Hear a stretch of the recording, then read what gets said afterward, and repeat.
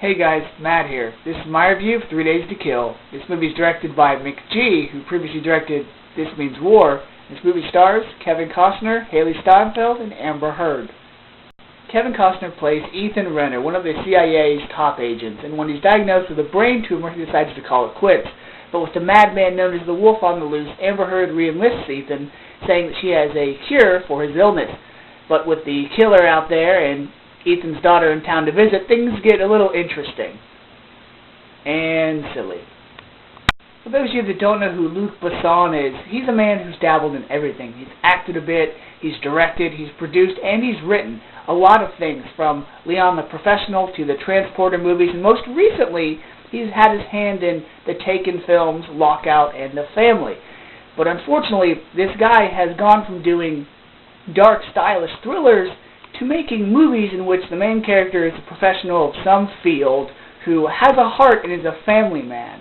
Now, that can be a good thing at times, but when you want to focus your movie on how much of a nice guy he is, it really hurts the product, and 3 Days to Kill is a perfect example of that. Quite simply, 3 Days to Kill tries to be like True Lies, just set in Paris. As far as the acting goes, Kevin Costner was the only good thing, and the only thing that really held this movie together. Because despite everything else that was going on, all you really cared about was Kevin Costner going to survive long enough to deal with his current situation.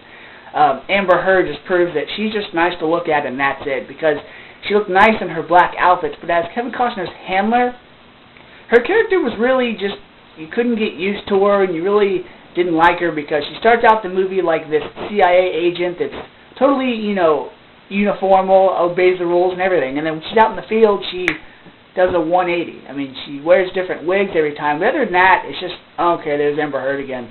As far as Haley Steinfeld goes, she can be a good actress, but as Kevin Costner's bratty daughter, you don't really care too much about who's playing the daughter. All you really care about, again, is Kevin Costner, and is he able to adapt and make it up to his family all the time they just missed. The rest of the movie is just bad. The writing, the directing, and just some of the scenes are very questionable. When I say questionable, I mean there are things that happen in this movie that just make you go, wow, really? And then something else will happen, you'll go, really? Like, not only is that totally impractical, but it's just like, oh, why did you waste your time with wanting to put in that joke or that little funny scene when you could have just made a good story? For instance, there's a scene where Kevin Costner, like in the trailer, blows up the back end of a vehicle. Okay, that happens in the movie, but it's literally feet away from a small boy on a bus. Also, there's this running gag with his daughter's purple bike that just makes no sense, and there's no payoff whatsoever.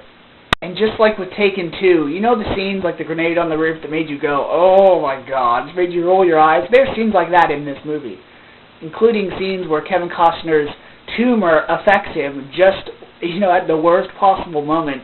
And then there's scenes where he's arguing with his daughter, and she's, being a total brat, and then the very next scene, literally, she's all nice and happy. Now, I understand that his daughter has mood swings and whatnot, but it's just like, really? That's how you're going to resolve the situation?